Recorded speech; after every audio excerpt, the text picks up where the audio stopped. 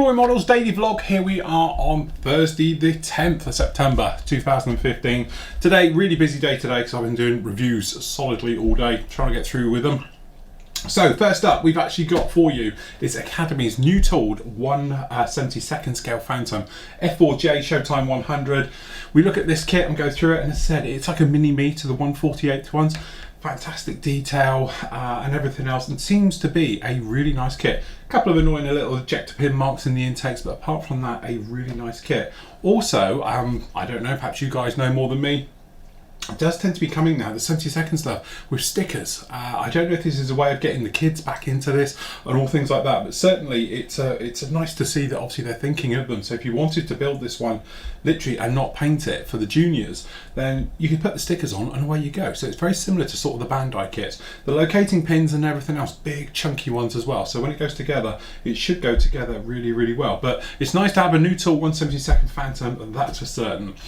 On the bigger side, we've also reviewed this monster. This is the C54 1/72 scale. This thing's got a 50cm wingspan on it. It's a monster. Usual things with Revel, it's a kit of two halves, as in, it's a great subject. The level of details there, unfortunately though, the parts and the clean up and everything else like that, it's going to take a bit of work. We've got the usual flash sink marks. I think there's a couple of mismolds in there as well, if I'm honest. But because of its price break and the way it goes, it actually isn't a bad kit. And I can imagine people really going to town on this one because it's something a little bit different, and we don't see big transports like DC4s and things like that in 72nd scale. So it really is nice to see them. But it's recessed paneling and all the rest of it, and very nicely detailed in the interior. So I can't really see a problem with that one.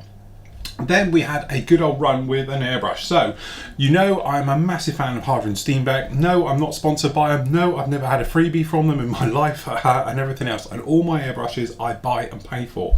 So, recently we've been speaking about obviously people getting into airbrushing, the Chinese knockoffs you can get dirt cheap on eBay and all the rest of it. So, a lot of people speak about the Neo, which is the Iwata one, which is a Taiwanese cheap one that's got an Iwata branding on and all the rest of it. Well, Harder and Steenbeck, what's their type of one? And that is the Ultra. Now, we've done a really good on test with this one because we've put it up to the others in the range. So as we all know, I'm a massive fan of the Evolution series. I've got the AL and I've got the standard Evo down here, and we've got the Infinity, so I've got the CR Plus and the standard as well. So the Ultra is the in-between one, okay? Well, the beginning one. So this airbrush you can pick up for around about £50.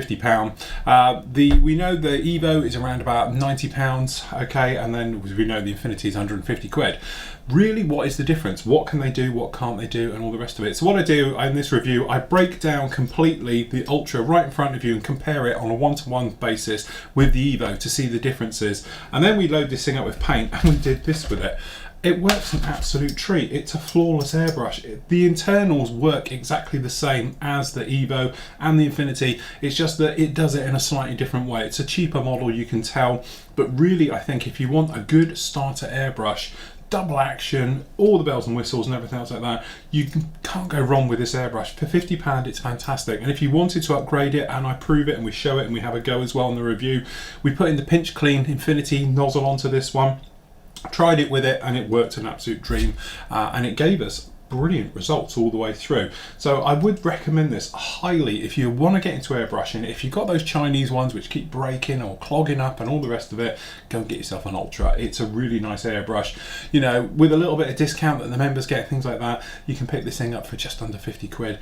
It's a very nice airbrush. And don't forget that, okay, the colour cut, it comes away, so you might want to get at that one to get a 5mm in there, but you can get away with it. 2mm, it holds a lot of paint, okay? The great thing is that all the internals from this, i.e. the needle, the nozzle set, are compatible with all the other ranges as well. So if you wanted a secondary airbrush, perhaps for doing lacquering or using it for enamels or something else like that, okay, then you can obviously use this one. And if you did want to whip the internals out, because let's face it, they can be a bit expensive, you can take them out of this and use it in one of your more expensive airbrushes if the time ever came to it. But I do think it is a real bargain, so definitely on the highly recommended, that one. So that's the Harder and Steenbeck Ultra airbrush. The other thing as well, I haven't done a review on it, but it came in. This is the Luftwaffe set. This is for the end of the war one, so it's 1941 to the end of the war. Obviously, this is Vallejo Model Air. We did a full-on test with them a couple of weeks ago. But basically, you've got the RLM colours down in here. So if I just read them out, you've got numbers 66, 74, 75, 76, 81, 82, 83, and 84. I'm fully aware they are in their range anyway and all the rest of it. But again, if you're thinking about getting into airbrushing, you need a set, you know, you're going to be doing a Luftwaffe aircraft, then these are definitely the way to go. These are the new ones. They've got a smell to them, smell lovely, and everything else like that. So definitely well worth having a look there. I've still got some more reviews to come, which we're going to obviously, we'll save them over to next week. But as I said, we've got over there behind us, we've got the, what have we got? The de Havilland Sea Hornet Trumpeter one. There's a couple of other bits. We've got Surface Primer, the new one as well from Vallejo. So we're going to be having a go with that one and everything else. From the forum point of view, the poll is up now to you to decide which 104 we're going to do. Obviously, that is our next build up now, so you can obviously catch that one. So post up which one you want. It looks like it's a toss up between, if I get these right, it's either going to be, let's get this in, where's the other one? Oh. It's either going to be this one here, which is absolutely striking. So we've got the silver underside or the metal underside, and with the greys and the various things like that we can do with it, with the splintery tight camo on the top. So as I say, that's the tactical air meet in 1980, okay, at Ramstein. Or it's going to be, the other one is this one, okay, which if I'm right, let me just check. Yeah, it was in the movie The Right Stuff. That's where I know this one from. Again, a lot of you are talking about, can we do this in metal finish and everything else like that. This is leading the poll, so it's pretty sure I think it's going to do that. And we might just have a go with the Vallejo metallics just to see if we can get an acrylic, because let's face it, we know the AK stuff's very good and it'll do it fantastically, but it would be nice to see if the Vallejo acrylics can give a good realistic finish. So I must admit, I'd be inclined to do this in the Vallejos just to make it a little bit more tricky, just to see what we get. But there we go, that's for those markings as well. But there again, guys, don't forget, it's always down to you. Get going with your voting, pop it into the actual forum, you'll see it down there, and then you can pick exactly which scheme you want me to do, or I'll do it in a camo or the navy ones and all the rest of it, and bits and pieces down there. So there we go, there's absolutely tons of you up there for today. There's loads of reviews, there's about an hour and a half of all this stuff up there on the site now, so please go and have a look at the reviews. But as I said, if you are interested in an airbrush, you want a secondary airbrush, something else like that, you're not sure, have a look at the Ultra one, because that is a good one, and you can see exactly how I did this. Straight off the bat, first bit of paint down there, we had hairlines going through, no problem at all, so really nice, plus some good kits. So that's it, that's all for me today, and I'll catch you all tomorrow.